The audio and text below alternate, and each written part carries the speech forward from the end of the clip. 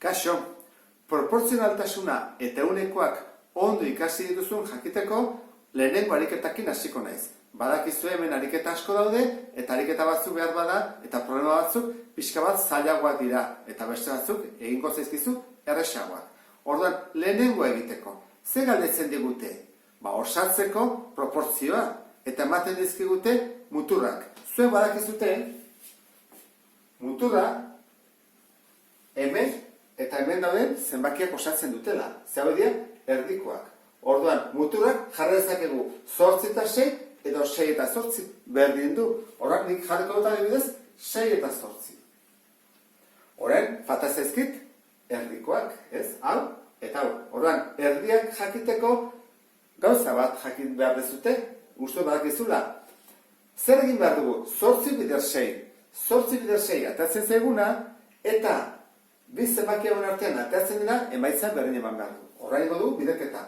8 bider 6 eta atatzen zaigu 58. Orduan, hemen jarri behar dut 58 ematen duna emaitza. Orain, aukera desberdinak daude. Lehenengoa, jartzea adibidez, bat eta hemen 58. Beste aukera bat, izango ditzake 58 eta bat, berdina da, bietan. Beste bat, pixka bat komplikatu nahi badugu, egin dezakeguna da.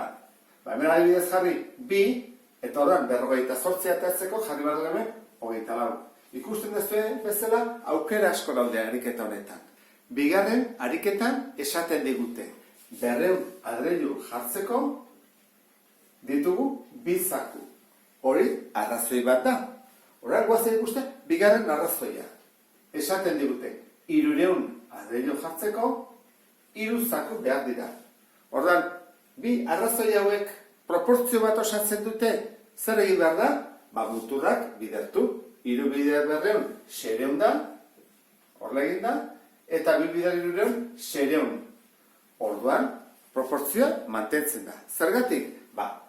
Batetik muturrak biderkatuz eta erdiak biderkatuz emaitza berdin ematen dulako. Orduan, hola bukatuko nuke bigarrena. Orain esaten digute utxuneak betetzeko. Orain ditugu 1, 2 eta 3. Egin dezakeguna da, beti diagonalean bidertu eta beste zenbakekin zatitzen hasi. Edo beste bide bat ere aurkitu ezakegunik biak ikusiko ditut. Lehenengo hau egiteko. Nola ez denez bikoitza, ez hirukoitza, ez da nezer, zein dezakegu, igo dugu diagonalean bidertu, horan da, 9 bider 10, 80, eta 15ekin zatitu. 80, zati 15. Zatitutan, atatzen zaigu, 6na, 6 bider 5, 30, 3 bururako, 6 gehiru, 9. Horan hemen da, 6. Horan, erabili dugu, muturrak eta erdiak bidertzen, eta hauetarako beste bide bat erabiliko dut, erresagoa. Bestela hasi bat duzu biderkatzen. 15 bider 12, zati bideratzi. Eta gero matatzen dena horrela. Beste bide bat erresagoa dago, ez da kontatu zaten, hemendik honen pasa diteke. 6 bider 2. 10 bider 2. Hogei, beten dugu hau. Eta honentzako, honek ez dugu balio. Eta honek ere ez, honek bai. Horran egin dezakezu, 15 bider, 3. Horran, 9 bider, 3. Eta erantara, bukatzen du ariketa. Ikusten dezuen bezala, horrela egiten badugu, azkarra beho, egitezakegu, eta denbora gehiago izango dugu beste ariketa batzuk egiteko. Hau pixka bat zailagoa da.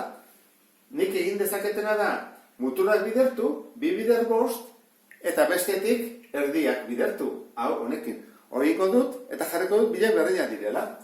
Horran, 2 bider 5, 10, berdin. Horran, haure bidertu inbar dut. Hori nola egiten da? Egiten dut, 8 bider parentesiakin. 3 kenisa. Horran, hau bihurtu dut, ekuazio bat. Horren, parentesiak kenduko dut, isak alde batera eraman, bestera, eta atako dut isatzen baden. Horran hasiko naiz. 10 berdin, lehenengo parentesiak kendu, badakizue gogoratzen zeat ez da, horrela egiten da. 8 bider 3, 24. Ken, 8 bider isa, ken 8 isa. Horren, isak alde batean, nik hau eraman gotorrea, hoi bestea, eta horren gehituko zaitena, txukun. 24, ken 10. Kentzen dena batutzen dena kentzen. Orain kenketa egiko dut, eta gelditzen zait 14. Orain, 8 isa berdin 14, eta orain hau isolatu egin behar dut. Gogoratzen zait ez da, hau zatitzen pasatzen da bera. Bukatu dut, ez, simplifikatu egin behar dut. Orduan, biak egin daitezke, zati bi, geldituko zait, 7 laurden. Orduan, emaitza jarriko dut, isa berdin 7 laurden dela. Eta hola bukatzen da ariketan. 5. ariketan esaten digute egunkari baten orrialde kopurua eta prezioa. Guazen egitea proportzioa. Orrialde kopurua, guazen pentsatzea ditula 40 orrialde. Eta balio dula €1. Zuek uste dezue, balen baditu 40 eta jartzen badugu 20 bakarrik, baita ere periodikoak edo egunkariak balioko duela erdia. Eta bale bada, 10 orrialde izango dela prezioa zati lau. Uste dezuete horrela funtzionatzen duela egunkariak, ez da. Horra, lehenengo hau ez da proportzionala. Ezin dugu jarri hemen, 0,5 eta hor 0,25. 25 sentimo bakarrik. Bigarrenean, gazta baten pisua eta prezioa. Orduan, gazta zenbat eta handiagoa izan, gehiago ordaindu behar dugu? Bai. Balio baldin badu, adibidez, €1 200 gramo, guazen pentsatzea, €1 200 gramo. Baldin baditut 200 gramo, ordaindu beharko dut, bikoitza, ezta? Doblea. Orduan, hau, bigarrena, bai da. 3. Haur batek duen dirua eta erosi dezaken goxoki kopurua. Zenbat eta diru gehiago, goxokiak ere gehiago erosi daitezke? Bai. Ni baldin badu dirua bikoitza edo doblea, goxokiak ere bikoitza edo doblea erosi dezaket. Beti ere goxoki berdina baldin badira. Badakizue goxoki batzuk direla, handiagoak eta garestiagoak, eta bezazuk merkeagoak. Horan, beti erosten baitut goxoki estilo edo modu berdinakoak, orduan bai, bestela ez da proportzionala. Ulertu da, ezta? Bueno, horan, urrengoa, esango nuke, bai ez. Ez, bai, urrengoa. Ikasten pasatzen dugun denbora eta azterketan ateratzen dugun nota.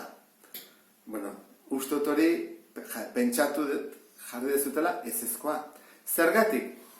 Nik pasatzen baldin badut 4 ordu ikasten eta atatzen badut 8 bat azterketan, eta nota oso ona da.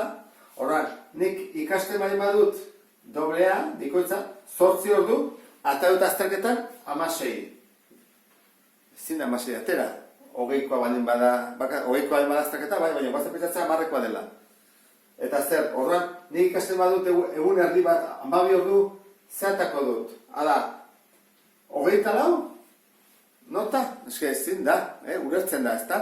Eta gaina ez dut zer ikusirik, ze azterketak izaten dira beti 10 arte, edo batzutan egun arte, segun ze ariketetan. Orduan, hau, behintzat, ez da. Noski, zenbat eta gehiago ikasi eta ariketa egin nota hobeagoa da, baina ez da doblatzen, ez da bikoizten. Urrengoa, pertsona baten adina eta dituen anai eta arreba aizpa kopurua. Bueno, hau uste dut esan dezutela baita ere ezezkoa. Ze, nik baldin baditut 10 urte eta baldin badut anai bat, zer da, 20 urtekin, 2 anai arreba, 40 urtekin, 4 anai arreba eta horrela, ez dijo horrela. Hau ez da proportzionala. Eta, esaten digute azkena, ateratzen ditugun fotokopia kopurua eta ordaindu behar ditugun euroak. Nik atatzen baldin badut, adibidez, guazen pentsatzea, 2 fotokopia eta ordaindu behar baldin badut, 0,50 sentimo, baldin baditut orain atea beharrak 4 adibidez, doble pagatu beharko dut? Bai, ezta? Eta 3 aldiz erosi edo atea behar baldin badut, bider 3, hori bai da baita ere proportzionala. Hau ere bai, izango zateke proportzionala, euro bat. Orduan, hemen errazutu behar da, irazte egin behar da pixka bat. Hemen jartzen dut, ez eta honengatik, proportzioa badala edo ez dela.